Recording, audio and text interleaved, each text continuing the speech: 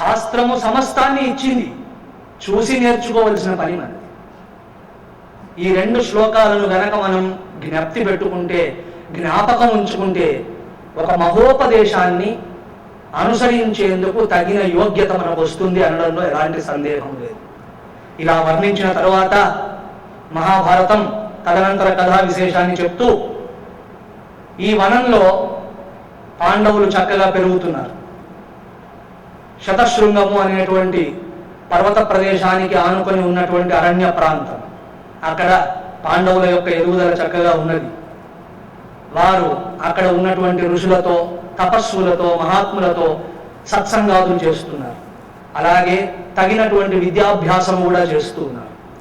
పాండవుల చరిత్ర ఇంత గొప్పగా ఈనాటి వరకు మన ద్వారా స్మరింపబడుతున్నందుకు ఒక ప్రధానమైన కారణం చిన్నతనంలో వారు పొందిన సంస్కారం. మహాత్ముల సన్నిధిలో పెరిగారు. వారు ఎంత దేవతానుగ్రహంతో జన్మించిన వారైనా సరే మహనీయుల యొక్క కనుసన్నలలో మెదిలి వారి ద్వారా సంస్కారములను నేర్చుకున్నటువంటి దివ్యమైన స్థితి వారికి ఉన్నది. అలాంటి వారి సన్నిధిలో కూర్చున్న వారై, వారి సత్సంగ భాగ్యమును పొందిన వారై తమ వ్యక్తిత్వములను తీర్చిదిద్దుకున్నారు. మన పిల్లలకు కూడా అలాంటి అవకాశం వస్తే ఎంత బాగుంది అనుకుంటారు. కానీ మన పిల్లలకు అలాంటి ఛాన్స్ లేదు.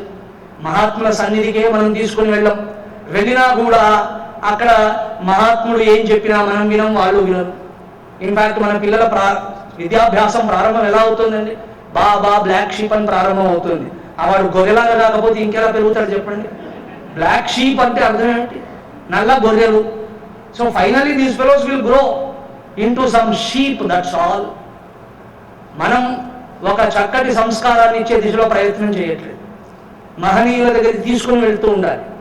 వారి దృష్టి, వారి కృపాపూర్ణ దృష్టి మన పిల్లల మీద పడేలా చేయాలి. తగిన శిక్షణ మనం ఇవ్వాలి. కానీ అలా ఎవరు ఇవ్వడం లేదు. ఆ పిల్లలకు తల్లిదండ్రుల మీద ఒక భక్తి లేదు. మహాత్ముల మీద ఎలా ఉంటుంది? తల్లిదండ్రులు మహాత్ములను గౌరవిస్తే కదా పిల్లలు గౌరవిస్తారు. తల్లిదండ్రులు 100% గౌరవిస్తే పిల్లలు 50% గౌరవిస్తారు. తల్లిదండ్రులే గౌరవించకపోతే పిల్లలు మాత్రం ఏం గౌరవిస్తారు?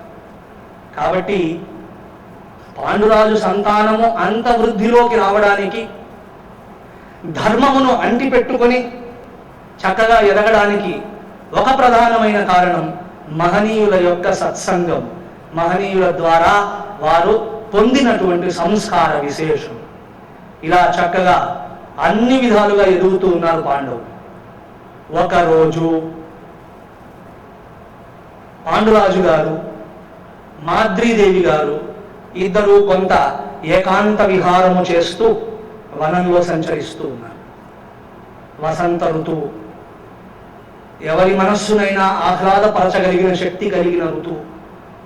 అటువంటి ఋతువు ప్రభావం అనండి, మరొక కారణం అనండి, పాండురాజు గారిలో కించిత్ కామావేశము ప్రారంభమైంది. కామావేశము ప్రారంభమవుతూనే బుద్ధి నష్టమవుతుంది. దాని స్వరూపం అలాంటిది. భగవానుడు గీతలో ఆ ఆర్డర్ అంతా చెప్పాడు. కామము ప్రారంభమైతే క్రోధము, తద్వారా మోహము, ఆ విధంగా బుద్ధి నాశనము జరుగుతుంది. ఏది సవ్యము, ఏది అపసవ్యము, ఏది మంచి, ఏది చెడు తెలుసుకోలేని పరిస్థితి ఏర్పడుతుంది. కాబట్టి అటువంటి కామావేశము యందు పాండురాజు గారు ఎప్పుడూ మరిచిపోకూడని విషయాన్ని మర్చిపోయారు. ఏమిటది?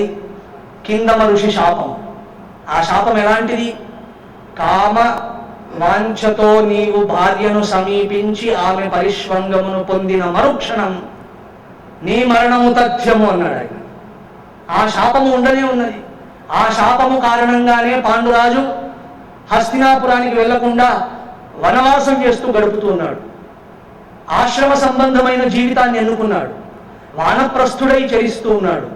కానీ విధి విలాసం అన్నట్లుగా ఆ ఋషి శాపము విస్మరింపబడినది. మాద్రీదేవి ఎంత వారిస్తున్నా వినకుండా బలవంతంగా ఆవిడను కౌగిలించుకున్నాడు. ఆ కౌగిలి మృత్యుపాశమైపోయినది ఈయనకి.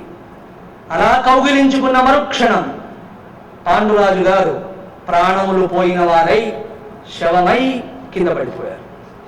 ఇది తస్య కామాత్మనో బుద్ధి సాక్షాత్ కాలేన మోహిత సంప్రమత్తేంద్రియ గ్రామం ప్రణష్ట సహచేతస తస్య కామాత్మనః బుద్ధి. ఈ కామము ఎప్పుడైతే విజృంభించినదో బుద్ధి మోహితమైపోయినది. ఇక్కడ చూడండి పదాల యొక్క ప్రయోగం ఎంత కేర్ఫుల్గా చేయబడిందో. సాక్షాత్ కాలేన మోహిత, ఆయన కాలం ఆసన్నమైనదంతే. ఆ కాలం ఆసన్నమవుతూనే మహా ప్రభావవంతము మహాశక్తివంతమైన కాలమే అతడి బుద్ధిని మోహింపజేసినది. కాలోయం అనతిక్రమ, కాలమును దాటి ఎవడు నిలబడలేడు. కాలము యొక్క కనుసన్నలలో, కాలము యొక్క అనుగ్రహ నిగ్రహములలో మీ జీవితం నా జీవితం ఉన్నది. కాలము గనక పరిసమాప్తం అయిందంటే తదనుగుణంగానే వ్యవహారం కొనసాగుతుంది తప్ప 100 వేషాలు వేసినా వేరొక రకంగా జరగదు. కాబట్టి బహుశా వారి కాలం ఆసన్నమైనదేమో. కాలము చేత మోహితమైన బుద్ధి వలన కామోద్రేకము కలిగి, తద్వారా భార్యా పరిష్వంగము కలిగి, తద్వారా విచేష్టితుడై శవమై కింద పడ్డాడు.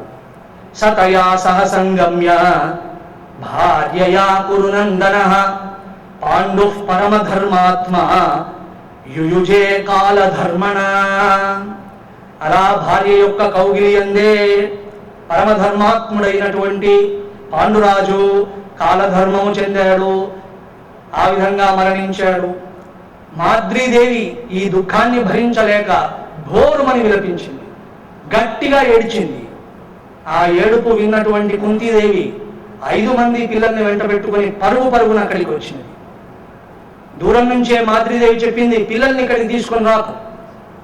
కుంతీదేవి పిల్లల్ని అక్కడే ఉంచి నీ ఒక్కదాని వెళ్తురా అని చెప్తే పిల్లల్ని అక్కడే ఉండమని చెప్పి కుంతీదేవి మాద్రి గారు ఉన్నటువంటి ప్రదేశానికి వచ్చి చూస్తే పాండురాజు గారు శవమై పడి ఉన్నారు.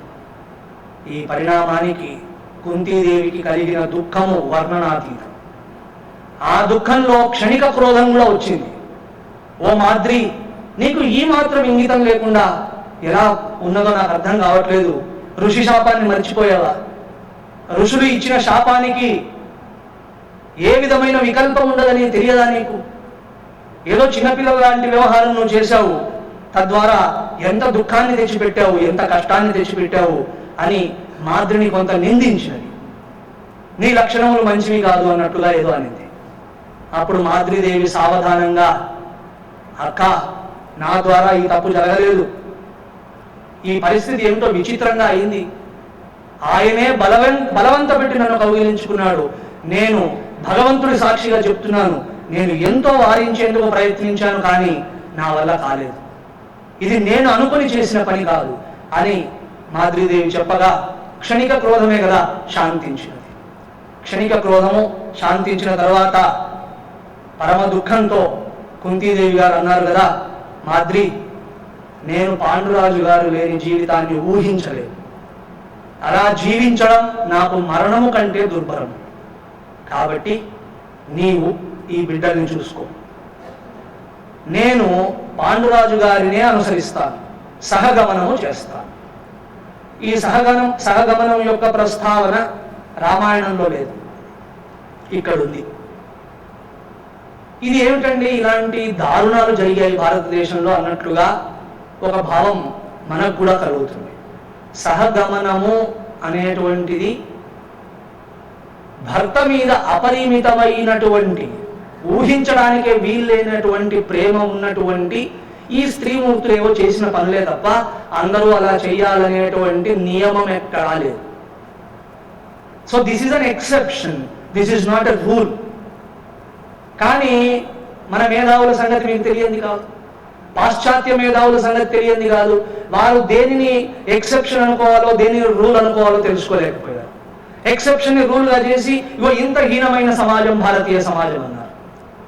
కానీ ఒకసారి ఆలోచించి చూడండి, రామాయణంలో పరిస్థితిని ఒకసారి సమీక్ష చేయండి. దశరథ మహారాజు దేహత్యాగం చేశాక రాణులందరూ సహగమనం చేశారా? లేదే. అలాగే ఈ మహాభారతంలోనే ఎందరి విషయమో వచ్చింది, అన్ని చోట్ల ఇది చెప్పబడలేదే. కాబట్టి ఇది ఒక ఎక్సెప్షన్గా అక్కడక్కడ వారు భర్తను విడిచి ఉండలేక ఆ క్షణమే దేహత్యాగం చేశారని తెలుసుకోవాలి తప్ప వేరొక విధంగా కాదు. సరే, మూఢాచారములుగా ఒకరిద్దరు ఏమైనా చేసి ఉండవచ్చు కొంతమంది, వారిని మనం ధర్మము పేరుతో వారిని పరిగణించకూడదు, అది మౌఢ్యము. అటువంటి మిథ్యాచారములు మూఢాచారములు ప్రపంచం అంతా జరిగాయి. So we should not consider them in the name of religion. Religion has no prescription of this kind అని మనం తెలుసుకునేముగాక. సో ఆ విధంగా కుంతీదేవి గారు సహగమనానికి సిద్ధపడ్డారు. కానీ ఆమెను గట్టిగా వారించింది మాద్రీదేవి. ఆమె అంటున్నది, నచాప్యహం వర్తయంతి నిర్విశేషం సుతేషు తే వృత్తిమార్యోచరిష్యామి స్పృశేదేనస్తథా చ మాం తస్మాన్మే సుతయోః కుంతి వర్తితవ్య స్వపుత్రవత్ దారకేష్వప్రమత్తా చ భవేధాశ్చ హితా మమ అతోన్యన్య ప్రపశ్యామి సందేష్టవ్యం హి కించన. ఎంత బ్యూటిఫుల్ థాట్స్! ఆ కుంతీదేవి గారిని వారిస్తూ మాద్రీదేవి అన్న మాటలు మీరు ఇప్పుడు వినాలి, సావధానంగా వినాలి. అక్క కుంతీదేవి, నీవంటున్నావు బిడ్డల్ని చూసుకో, నేను సహగమనం చేస్తానని. వద్దు వద్దు, బిడ్డలను నీవు చూసుకో, నేను సహగమనం చేస్తాను. కారణం ఏంటంటే నా పరిస్థితి అదే. పాండురాజు లేకుండా క్షణకాలం ఉండలేను.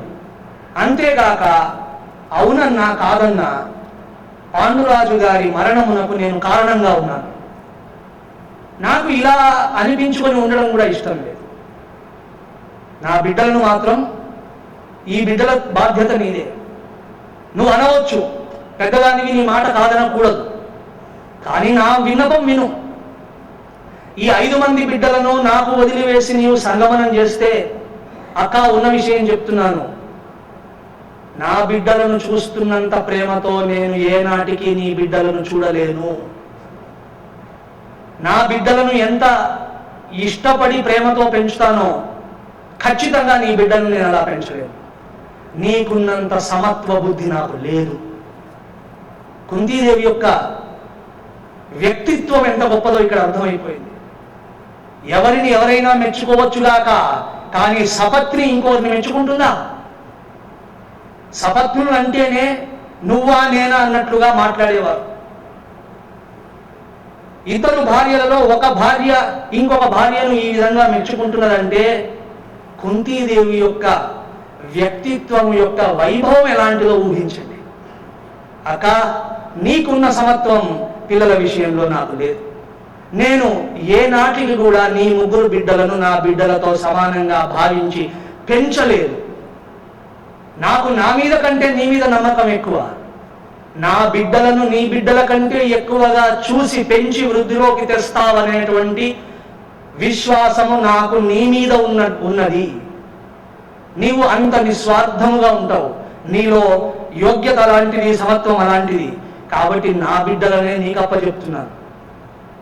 ఈ బాధ్యత నువ్వు తీసుకో. ఈ బాధ్యతను ధర్మయుక్తముగా నెరవేర్చగలిగిన శక్తి నీకున్నదే తప్ప నాకు లేదు. లేనటువంటి పని చేసి అసమతుల్యత గనక ఉంటే, ఇలాంటి అన్యాయము గనక నేను చేస్తే అధర్మము చేసిన పాపం కూడా తగులుతుంది. అనాథలైన బిడ్డల పట్ల అపరాధము చేసిన పాపం తగులుతుంది. అదొక కొత్త పాపం ఎందుకు నాకు? కాబట్టి నా బిడ్డలనే నీకు అప్పచెప్తున్నాను. తల్లిగా ఒక రిక్వెస్ట్ చేస్తున్నాను, నా బిడ్డలకు ఏ రోజు అన్యాయం జరగకుండా కాపాడు. అలా చేస్తావని కాదు, నీ సమత్వం నాకు తెలుసు. కానీ తల్లిగా ఒక ప్రార్థన చేస్తున్నాను, నా బిడ్డలను నీ బిడ్డల కంటే ఎక్కువగా చూసి పెంచుతావనే నమ్మకంతో నీ చేతికి అప్పగిస్తున్నాను. ఈ విషయంలో అతోన్యన్య ప్రపశ్యామి, ఇంకొక మాట మాట్లాడడం కానీ ఇంకొక విషయాన్ని గురించి ఆలోచించడం కానీ లేదుగాక లేదు. సహగమనం నేను చేస్తాను, బిడ్డల బాధ్యత నువ్వు వహించు అని ఎంతగానో ప్రాధేయపడినది. కుంతీదేవి చేసేది లేక నిశ్చేష్టురాలై అలాగే నిలబడిపోయినది. తరువాత ఈ క్షణము మొదలుగా జీవితంలో చిట్ట చివరి క్షణం వరకు కుంతీదేవి గారు మాద్రీదేవి గారి నమ్మకమును వమ్ము చెయ్యలేదు. What a great thing it is. In fact Kuntidevi గారికి అందరి బిడ్డలలో అత్యంత ప్రేమాస్పదుడైన బిడ్డ ఎవరు అని ప్రశ్నేస్తే సహదేవుడి పేరు చెప్పేది. అంతేగాని నా కుమారుడు ధర్మరాజు, అలాగే నా కుమారుడు భీమసేనుడు, అర్జునుడు అని ఏ రోజు చెప్పలేదు. సహదేవుడిని స్మరించింది. సహదేవుడు నా బిడ్డ అని చెప్పుకున్నది. అంత సౌశీల్యవతి, అటువంటి గొప్పదైన వ్యక్తిత్వము కలిగినటువంటిది కుంతీదేవి. అండ్ తల్లినే అనుసరించారు మిగతా ముగ్గురు బిడ్డలు కూడా. తమ్ముళ్ళకి ఏ రోజు కష్టం రానివ్వలేదు. ఏ రోజు వారిని నిందించడము కానీ తగ్గించి చూడడం కానీ ఎప్పుడూ చేయలేదు. మహాభారతం భూతద్దం వేసి వెతకండి మీరు. ఎక్కడైనా ఒక సన్నివేశం చూపించండి. నకుల సహదేవులను పాండవులు కానీ, పాండవుల తల్లిగారు కానీ, ఈ ముగ్గురు కానీ, వీరి తల్లిగారు కానీ ఎక్కడైనా తగ్గించి చూశారేమో చూడండి. ఒక్క చోట కూడా ఇన్సిడెంట్స్ ఉండదు. వారి చరిత్రలు అంత గొప్పవి. మానవీయ సంబంధములను గౌరవించడం అంటే ఇది. సో మన పరిస్థితి రిటైర్మెంట్ అయ్యాక సుఖపడే పరిస్థితిని వదిలిపెట్టి ఇంకా కష్టపడి పనులు ఎందుకు చేస్తున్నారు చాలామంది? కర్మయోగం అని కాదు, ఇంట్లో గౌరవించరు. అలాగే సంపాదించని పుత్రులుంటే తల్లిదండ్రులు గౌరవించరు. ఒకడు బాగా చదువుకున్నాడు కానీ సంపాదించడు అనుకోండి, వాడి చదువంతా వ్యర్థం అన్నట్టుగానే మాట్లాడతారు. Is it not right?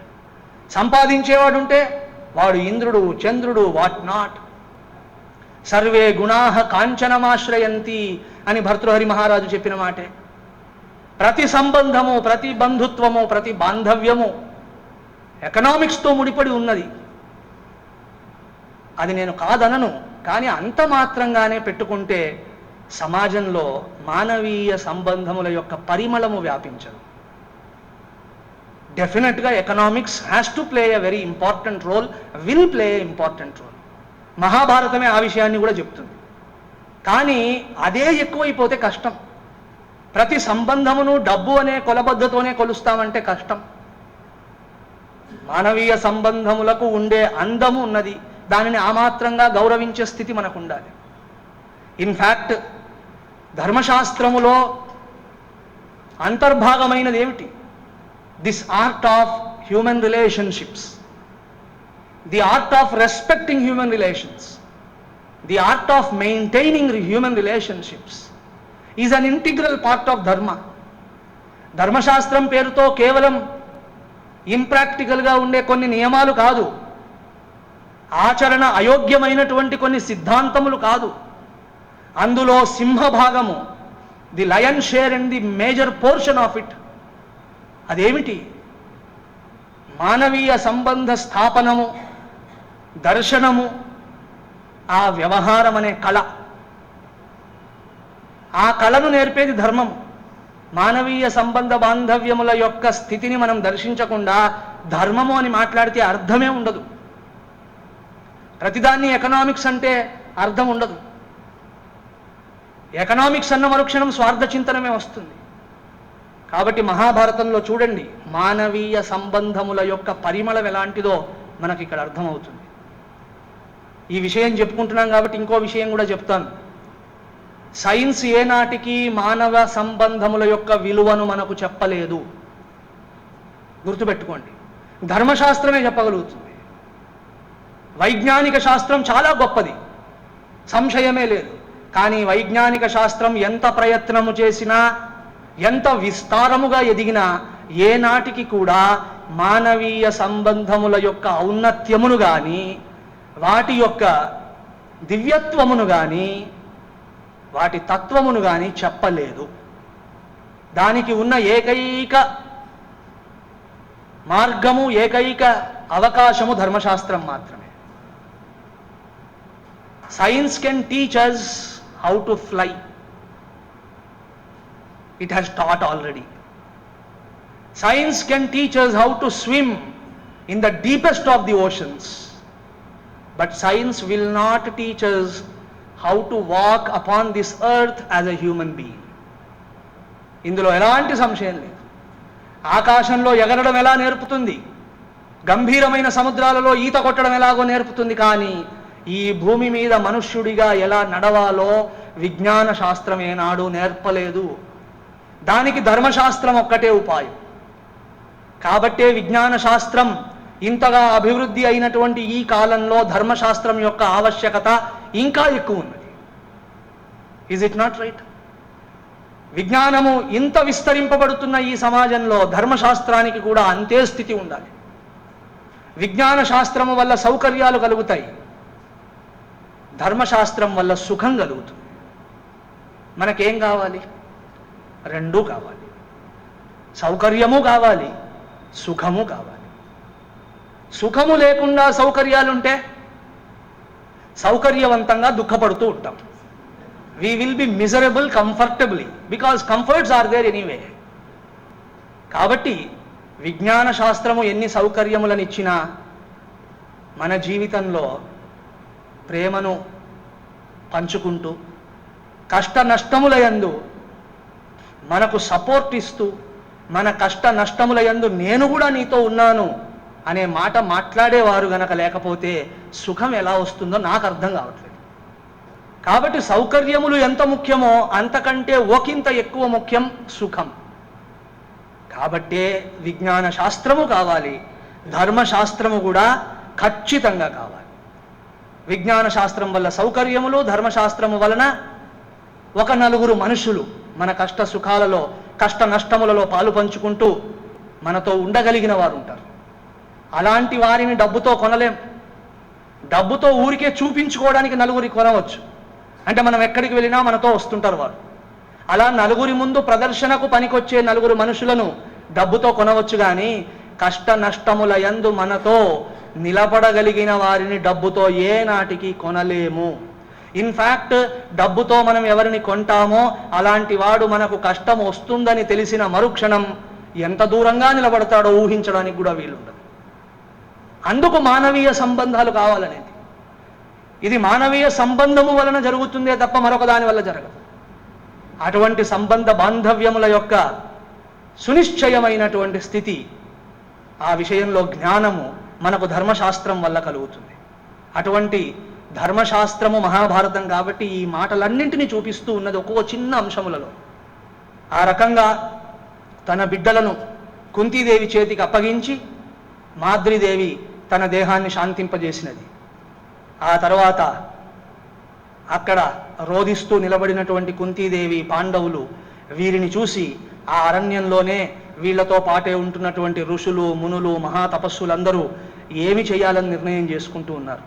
మన కర్తవ్యం ఏమిటి అని ఆలోచించారు. ఆ ఋషులందరూ కలిసి నిర్ణయించినది ఏమిటంటే, అమ్మా కుంతీదేవి, ఇక నీవు అరణ్యముల యందు ఉండడం అంత శ్రేయస్కరం కాదు.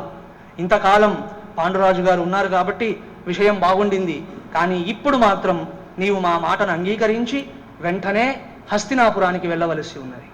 నిన్ను హస్తినాపురము దాకా వచ్చి చక్కగా అక్కడ మీ వాళ్లకు అప్పగించి మేం వెనక్కి వస్తాం అని ఆ అరణ్యములో ఉన్నటువంటి సమస్త ఋషులు మహాకరుణతో వారిని హస్తినాపురానికి తీసుకొని వచ్చారు. ఋషుల యొక్క గొప్పతనం చూడండి. హస్తినాపురానికి తెచ్చి పురద్వారం వద్ద నిలబడ్డారు అందరూ. అక్కడ ఉన్నటువంటి వారితో కబురు పంపించారు. భీష్ముల వారిని, విదురుల వారిని మొదలైన పెద్దలందరినీ ఈ గేటు దగ్గరికి రమ్మనండి, మేము లోపలికి రాము. మేము కుంతీదేవిని అదేవిధంగా పాండవులను తీసుకొని వచ్చాము. వారు వచ్చి వీరిని సగౌరవంగా లోనికి తీసుకొని వెళ్ళాలి. అలాగే వారికి కొన్ని విషయాలు మేము చెప్పవలసి ఉన్నదని పిలిస్తే ఋషుల మాటను విన్న మరుక్షణం భీష్మదేవుడు, అలాగే విదురదేవుడు, వీళ్ళందరూ ఇంకా పురప్రముఖులు, పురజనులు, రాజపరివారం ఒకరి వెంట ఒకరు పరిగెత్తుకుంటూ వచ్చారు. ఆ పుర ద్వారము దగ్గరే పెద్ద మీటింగ్ లాగా తయారైపోయింది. పెద్ద అసెంబ్లీ ఒకటి తయారైపోయింది. ఆ ఋషులలో పెద్దవాడైనటువంటి ఒక ఆయన లేచి నిలబడి జరిగిన వృత్తాంతాన్నంతటినీ చెప్పి, పాండురాజు గారు ఇలా వచ్చారు, మా సమక్షంలోనూ ఉంటూ సాధన చేశారు. సరే, ఏదో విధి వైచిత్ర్యమో దైవ ఘటనో అన్నట్లుగా వారి దేహము పరిసమాప్తమైనది. వారితో పాటుగా మాద్రీదేవి కూడా దేహ సమాప్తి చేసుకున్నారు. ఇప్పుడు వారికి గుర్తుగా కుంతీదేవి, పాండవులు మిగిలారు. వీరిని మీరు మీ కుటుంబంలోకి ఆహ్వానించి మీ కర్తవ్యాన్ని నిర్వహించండి అని ఉపదేశము చేశారు. అక్కడికి వచ్చినటువంటి పరివారమునకు అలాగే పురప్రముఖులకు, పెద్దలకు, పురజనులందరికీ పాండవులను చూపించి మీ పాండురాజు గారి కుమారులు వీరు అని ఒక్కొక్కరి పేరు చెప్పి, ఈయన యుధిష్ఠిరుడు, ఈయన భీమసేనుడు, ఈయన అర్జునుడు, ఈయన నకులుడు, ఈయన సహదేవుడు అని అందరికీ పరిచయం చేశారు. అలా పరిచయం చేసిన తరువాత వారు వీరందరినీ ఆశీర్వదించారు. వైశంపాయన ఉవాచ ఏవముక్త్వా కురూన్ సర్వాన్ కురూణామేవ పశ్యతాం క్షణేనాంతర్హితాః సర్వే తాపసాః గుహ్యకైః సహ. ఈ విధంగా చక్కటి మాటలు చెప్పి కురువంశము చేయవలసిన కర్తవ్యాన్ని గురించి ప్రబోధము చేసి, ఏవం ఉక్త్వా ఈ మాటలన్నీ చెప్పిన తరువాత క్షణకాలం అక్కడ నిలబడకుండా క్షణేన అంతర్హితాః సర్వే తాపసాః ఇది, ఆ తపస్సులందరూ క్షణకాలంలోనే అదృశ్యమయ్యారు. ఒక క్షణం కూడా నిలబడలేదు. ఇక్కడ కూడా ఒక విషయాన్ని వ్యాస భగవానులు మనకు చెప్పాలని కోరుకుంటున్నారు. అదేమిటో తెలుసునా? కర్తవ్యమును నిర్వర్తించాలే తప్ప సంఘము పెట్టుకోకూడదు. ఇది మనిషి జీవితంలో నేర్చుకోవలసిన పాఠం. Do your duty but do not get attached to anyone. ఇది అసంభవమేమో స్వామి, అలా కనిపిస్తుంది కానీ సంభవమే. అసంభవంగా ఎందుకు అనిపిస్తుంది అంటే మనము ఆ దిశలో ఒక్క అడుగు కూడా వేయలేదు కాబట్టి. ఒక అడుగు వేస్తే ఇది అసంభవమా సంభవమా అప్పుడు స్పష్టమవుతుంది. భారతీయ దర్శనం ఇది, కర్మయోగము యొక్క మూల సూత్రం ఇది.